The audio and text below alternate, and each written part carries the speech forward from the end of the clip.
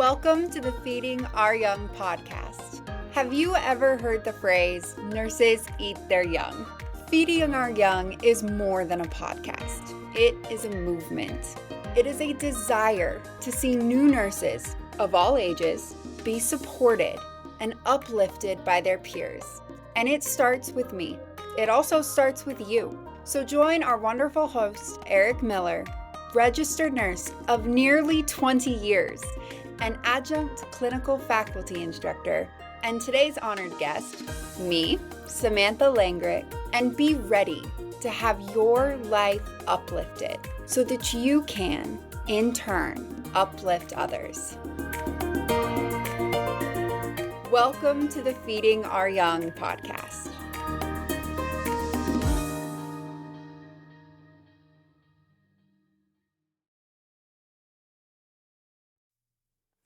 Welcome back, everybody, to part 2 of the Samantha experience. We're actually picking up right where we left off in that first episode. For those of you that skipped the first episode, I'm not going to encourage you to go back and listen because you skipped it for good reason. That being said, we're starting where we left off there. Nothing too horrible. We're not going to get into details, but there are things that have happened in Samantha's life that have helped inform who she is, and that's where we're picking up. So don't worry.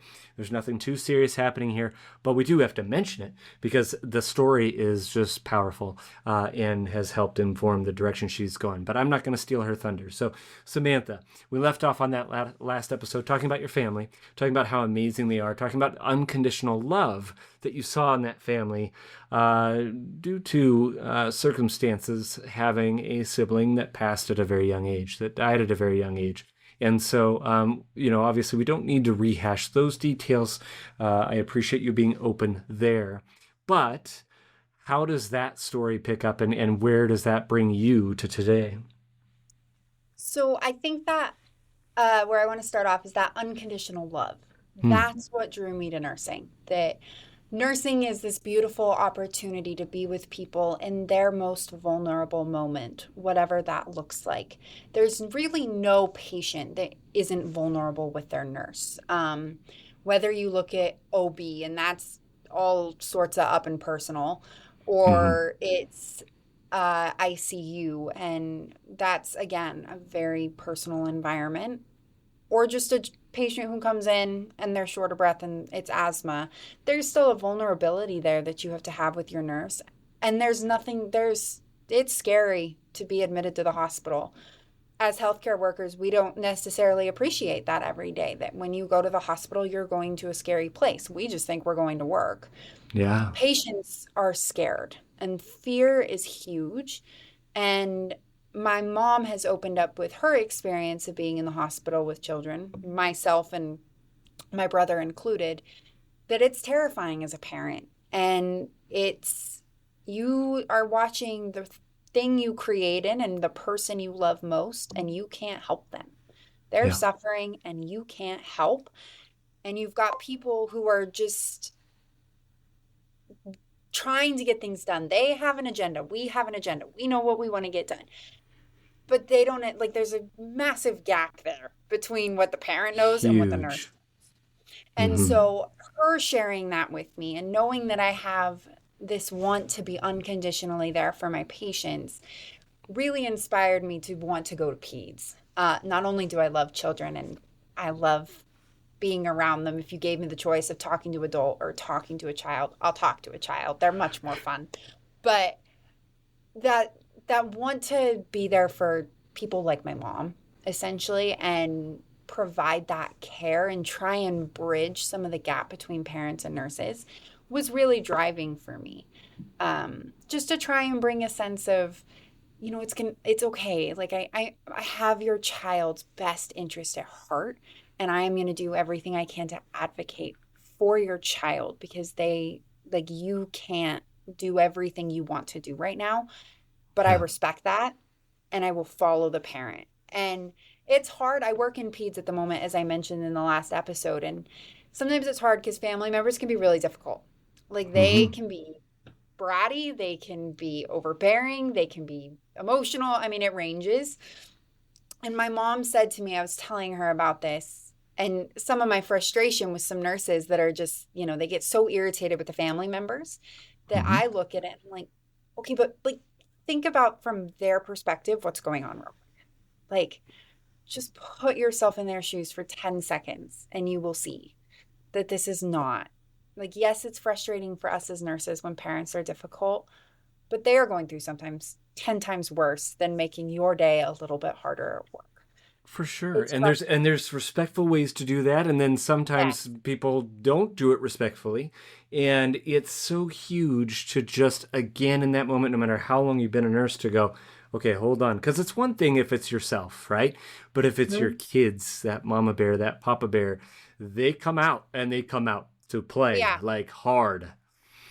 It's it can get really intense. I mean, I've seen parents fire nurses and it's like Mm-hmm.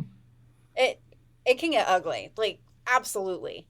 But I think the important thing I look at is okay, but if it was my mom, like if it was my mom and Jacob in that room, how would I be wanting to take care of? And Yeah. that will, I've used that little trick with so many of my patients, not even in peds, but in clinical in general. Family members can be really difficult. And I just use that situation was if this was me and my dad, if this was my mom and her kid, if it was my brother in the hospital, right? Like you put yourself in your shoes and put someone you love in that patient bed, it flips your Mm-hmm. perspective pretty quick. And that's what I want to do as a nurse is to really be there for the patient and understand that it's so much more than the disease process. It's what we call in nursing school holistic care, right? I want to be Yeah. there for people in their most vulnerable moments and to try and bridge some of the gap that's there because it's not easy as a nurse and you have a lot of patients, but that's kind of what drew me to nursing was that unconditional love, but also trying to just understand where people are and meet them where they are, because that's what my family and what Jacob had taught. Wow. Very well said. And with that, was there a time in your past where maybe you were exposed to that sort of care that you are so ably trying to provide to your own patients using your perspective, that kind of also maybe very early on helped set you on this path? There was. So when I was 13, uh, I'll cut the story, but essentially my adrenal glands stopped working. Hmm. To this day, we have no clue why. Best explanation, a virus attacked I was them. going to say that's the first thing that pops in my brain. Okay. Like that's what the endocrinologist gave us. And I, for a 6 month period of my life where your adrenal glands don't work, it's really miserable. You essentially don't produce cortisol. And so I had no immune system whatsoever. And I felt like crap all the time and was missing a bunch of school. But then right before Christmas, I got sick. And because you have no stress hormone to help your body out, I couldn't get rid of this. And so I ended up in the endocrinologist's office and I had a fever and I was just sitting there with my head like on the desk. She's like, "Are you Mm. okay? Are you okay?" And she did what I now know is that orthostatic blood pressure. She made me lay Oh, down and then stand up and she looked at my mom and said, "We need to take her to the hospital." Uh, wow. and so I was admitted right before Christmas and it had been like 6 months at this point of not knowing what's going on. I'd endured several tests, passed out while having one of the tests done because I looked when they were drawing blood. So there was a lot of trauma Oh, at this point in regard to healthcare. And I felt like crap right before Christmas. And my mom was scared because obviously, with her experience of losing a child, she now has a sick kid in the yeah. hospital. So she's freaking out. And we don't have answers. And the nurse who came in, I remember her name. Her name was Amy. I can remember what she looks like. She came into the room, and I think for the first time in months, she made my mom and I laugh. Like she Oh, told a joke. wow. I can't remember what it is, but she made my mom and I laugh. And that was huge. And I can remember her saying to my mom, like, "I'm going to take care of your daughter. We're going to get through it. It's going to be okay. Here's the plan. Would you like to talk to me? Like, I want to know about her history. Like, get me up on the story." She just took the time to really get to know my mom and Yeah. to some extent me. I was kind of in and out of it, but she really got to know my mom. And that made a huge impact for me, because all of a sudden my mom was like, okay, I can breathe. It's going to be okay. But she made me laugh. And, she had to do some finger poke to get blood. And so she's doing it, and she ended up having to do it twice. And she felt so bad, but she was just laughing about it. And she was like talking to me and just made a huge difference. The fact that I had smiled and we had this relationship, it was kind of from that moment going forward. I was like, yep, okay, that's what I want to do.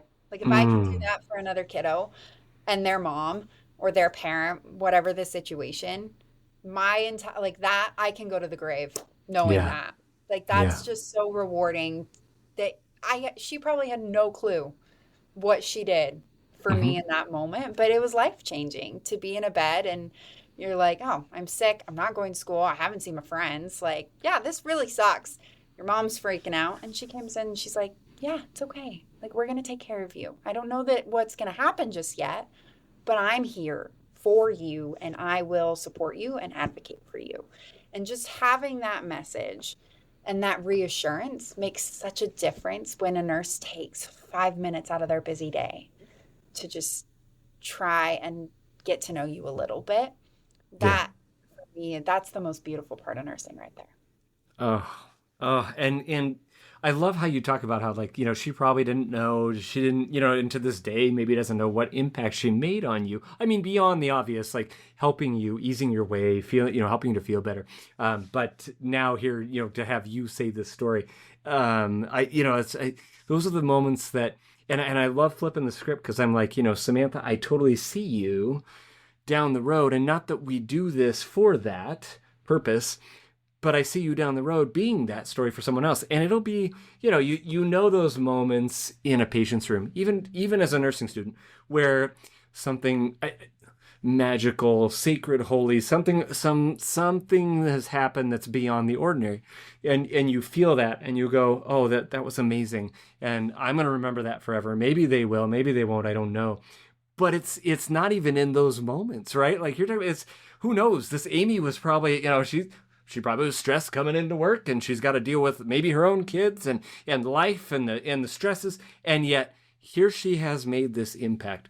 And so that to me is the takeaway too, is that anyone listening to this, you never know when you are going to literally change somebody's life, For sure. whether it's becoming a nurse or saving their life, in a way you don't understand, or just offering that compassion. So Yep. I thank you for sharing that story, Samantha.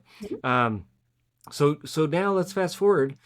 You want to become a nurse? You go into nursing school. Let's chat about nursing school a bit. Let's get a little Yeah. practical in this episode. And so, what is it that you love most about nursing school?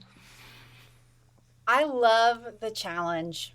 I love it. I think I hate it too, but it is, it's caused me a lot of anxiety. But at the same time, I love it. I love that there's a critical thinking aspect to it. And like, we go to nursing school and you get out and you realize you know nothing.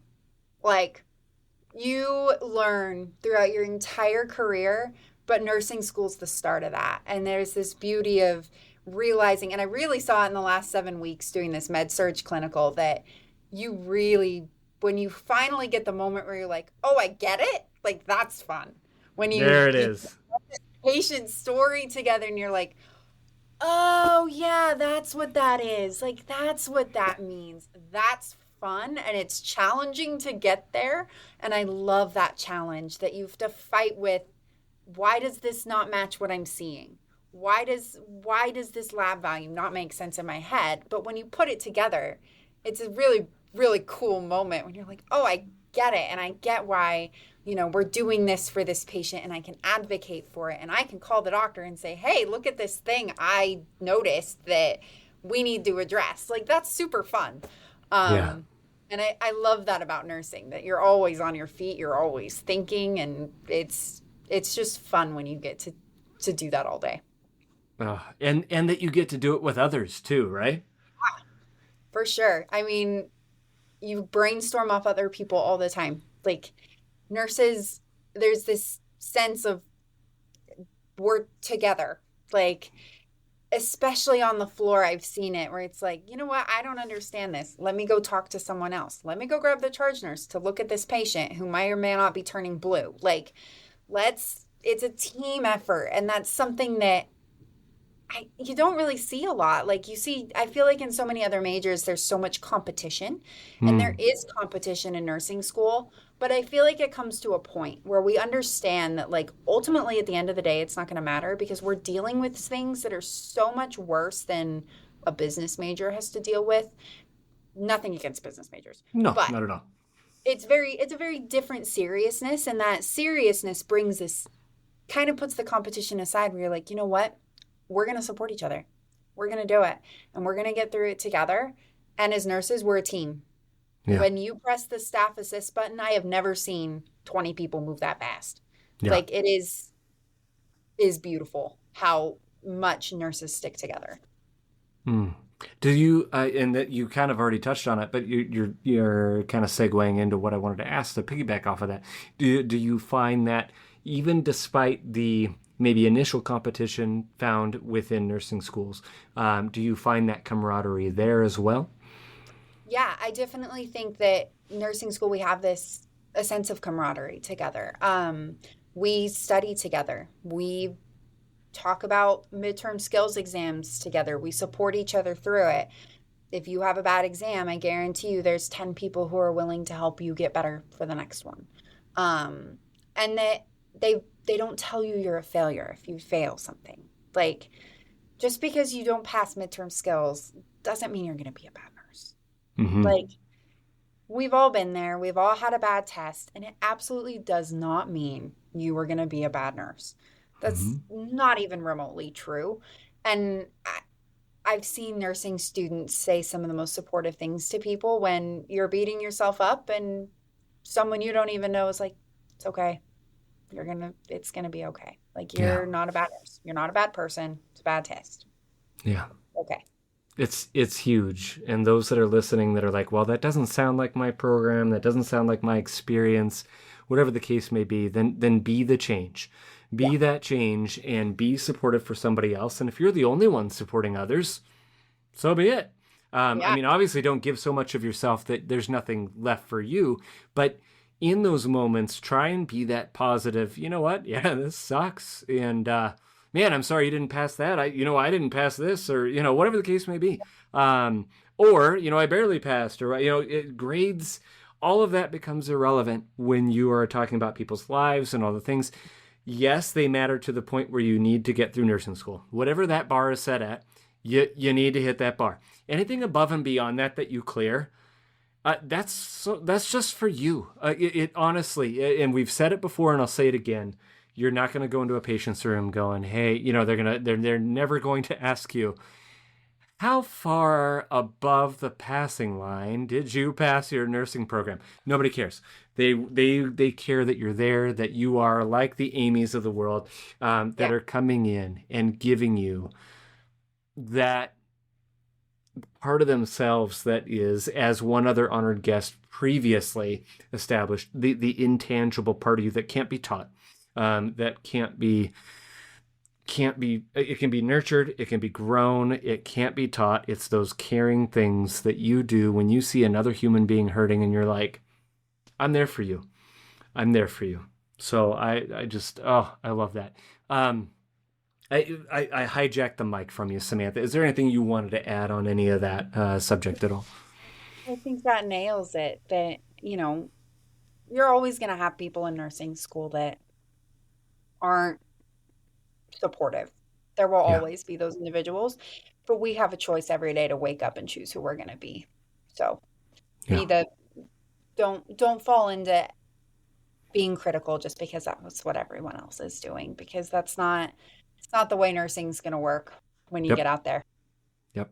And if you decided to, or if you decided by not deciding to make that choice the day before or the day previous or whatever, start today. Start tomorrow. But whatever, just make the change. Like, be the change. Be the change. I know it sounds so cliche, but be the change. True. A couple more practical questions for you there, Samantha. I don't want to, I know, I want to honor your time here, but That being said, you've well established in that first episode history with anxiety, and the things you had to do to overcome that. Again, for those that maybe, you know what I mean, you skipped it or you just didn't hear it, you just heard the second one. For those that aren't alarmed at some kind of heavy topics, go back and listen, because wow, what a testimony, what a story, wow. That's all I'm going to say about that. But with that established history, what advice would you have, practically speaking, for those students beyond the, if things got severe and you need to take those extra steps, but for daily anxiety in nursing school? What are some of the practical advice you'd like to give to those out there that are like, yes, but how? What, Samantha, I'm not in that place where you're in, but how do I deal with this before midterms, for example? I would say, first off, listen to the way you speak to yourself. That for me was huge. Listen to the inner voice inside your head. If it's not telling you positive things, try and work on that. It's not easy, but your inner voice is so important. And for me, my phrase is, you have overcome all of your hardest days. You've done it. And therefore, you're going to continue to do it, and you are going to continue to grow. And even if you don't necessarily 100% believe it in your gut yet, you can keep repeating it. Eventually, you're going to believe it, and it will get there. So that's, I think, the first thing. The second thing is trust other people. Trust the process and trust other people. Trust your professors. Go to them, ask for help. They want to help.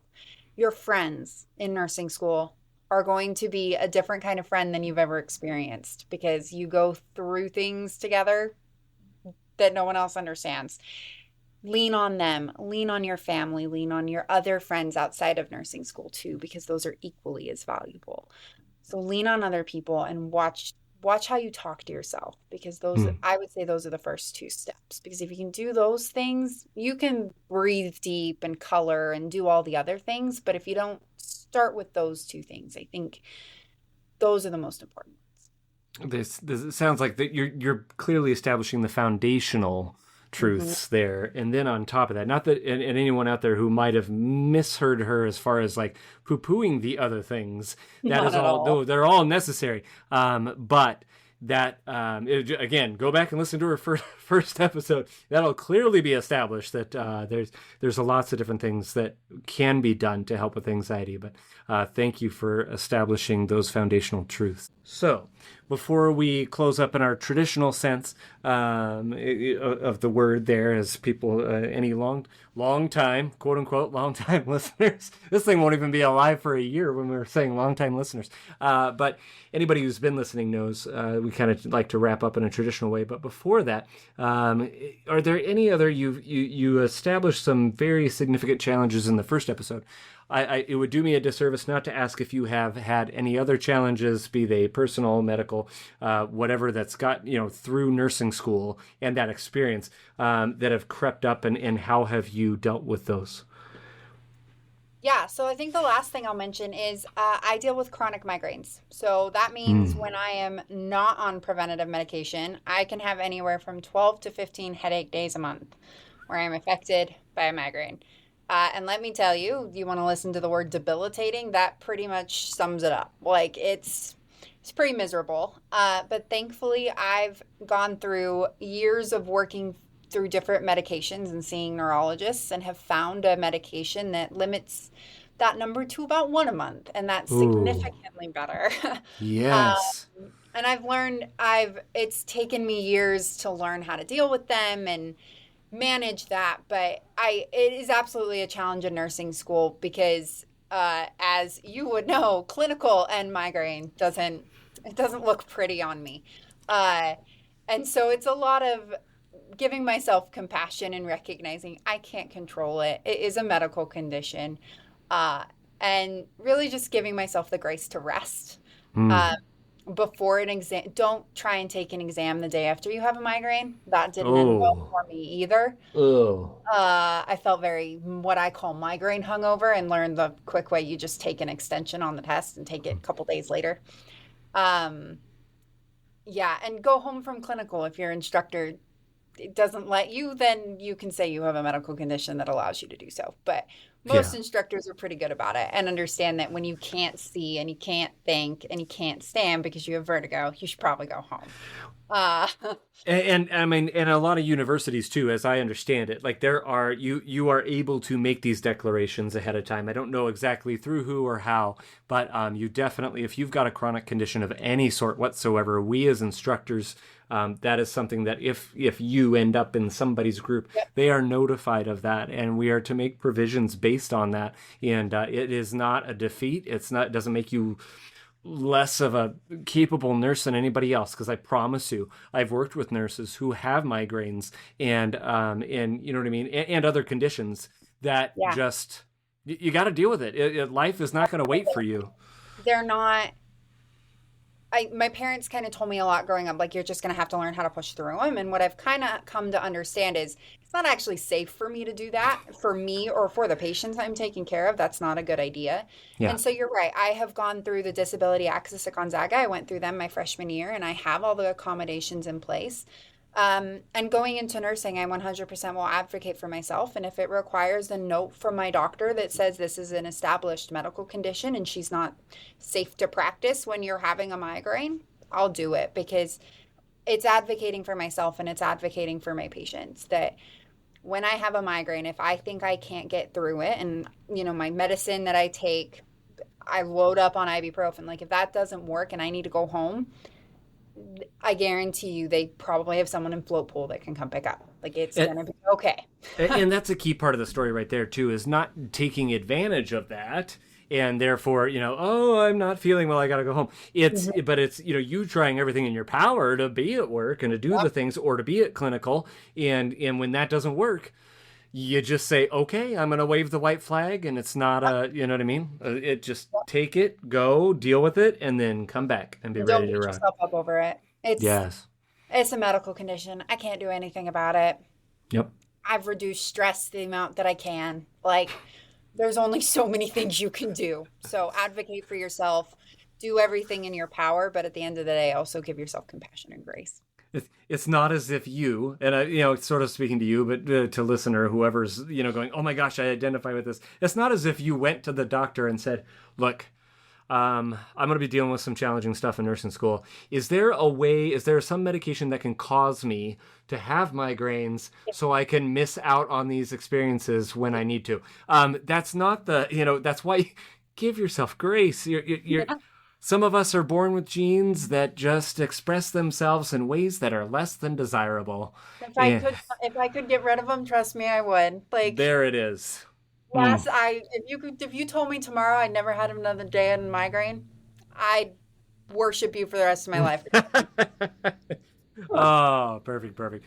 Very quickly before the traditional closing questions, and you've kind of touched on this a little bit, but we'll combine the two. What are your plans after graduation? What areas of nursing do you hope to practice in? So I'll answer the second one first. I want to do peds. Yeah. I will happily start in adults and get my feet wet there and learn as much as I can, but I do want to end up in peds. And as of now, my plan was, when I came into nursing school, was kind of just see what happens, stay in Washington was the idea. Yeah. Now I'm in a long-term relationship and very proud to say that my partner has gotten a job at Microsoft on the West Side. Yeah.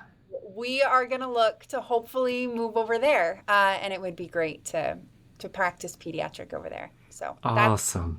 That's the current plan. He's all set up. Now I need to figure my stuff out so that that plan aligns. But I'd really like to not do long distance. So that's already it works when it needs to work for however long it needs to work, but it's not designed to be a long-term thing. That's for sure. No. Awesome. Well, thank you. So before we close, then, you had used 3 words to describe nursing school. What were they and why? So I chose, the first one was empowering, because I do believe that nursing teaches you are capable of so much more than you thought you were. You'll be pushed academically and emotionally and physically, and you come out stronger. And I think that's a very empowering thing. The second was intensive, because it is demanding and requires a lot of discipline. You will study at hours you never thought you would, and you will dedicate yourself to your patients and to your work. And it is is a lot. And then the last one is revealing, because I think nursing school taught me so much about myself. It taught me who I want to be, what I value, the kind of nurse I want to be, and that the world isn't always sunshine and daisies. It's just revealed so much about me and the world. So I chose those as my 3 words. And very well chosen indeed, especially, again, for those that have heard your entire story. Just outstanding. With that, let's assume somebody took my advice too well at the beginning of the first episode, skipped all the way to right now. They didn't listen to a dang thing you said. Well, first of all, you made a grave mistake. Go back and listen. But if you had one piece of advice, and you've given so much, but if you had one piece of advice, one thing you would want nursing student to walk away from your episodes with and to cherish for the rest of their lives so long as they live, what would that one piece of advice be? No pressure. I've said it before, but it's still what I think I would say is remember that you have overcome all of your hardest days. There is beauty in that statement, and you are strong enough to handle it. And if you keep telling yourself that you've overcome all of the things you've been faced with in life, you will come out of this one stronger. There it is. That's it in a nutshell. Right there. Nothing else for me to say. Samantha, thank you so much. Thank you so much for being so open, so honest. So I can't tell you how many people are going to be touched by that eventually, someday, when we are building our audience and that sort of thing. But no, I just legitimately, I can't thank you enough for walking through that lifetime of a summer. It's a summer, a whole lifetime lived in 4 months. And here you are on the other side of it. I am honored to know you. I was honored to know you beforehand, and even more so afterwards. So I eagerly anticipate your graduation and for all the amazing things that are going to come you and your significant other's ways as you journey on this thing we call life together. Thank you for having me. It was wonderful. Awesome. Thanks, Samantha.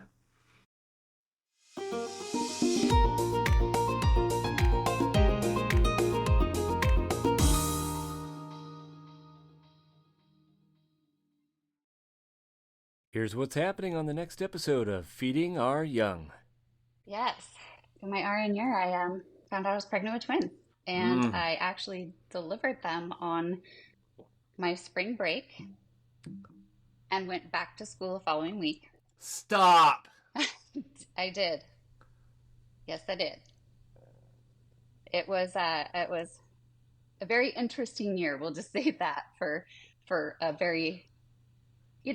for our school, and I'm pretty sure it's like that maybe with most, but besides all your classes that you're attending, but you have all your clinicals and you have all your labs and everything else that you have to do, I thought, hey, let's entertain this twin pregnancy then too. And it's still during the time where they're like, oh, you're going to have all these appointments and you might have to go on bed rest. And I go, can bed rest be from my clinical labs and my I think I'll still go to those. There you go. I'm in the right area. Does that qualify? Okay, good. We're great. Absolutely. So yes, I did. I delivered them on spring break. I went back to school the following week because I only had 3 months left for graduation, and finished my 3 months with newborn twins. Wow. And graduated, and then I decided I needed to take some time off.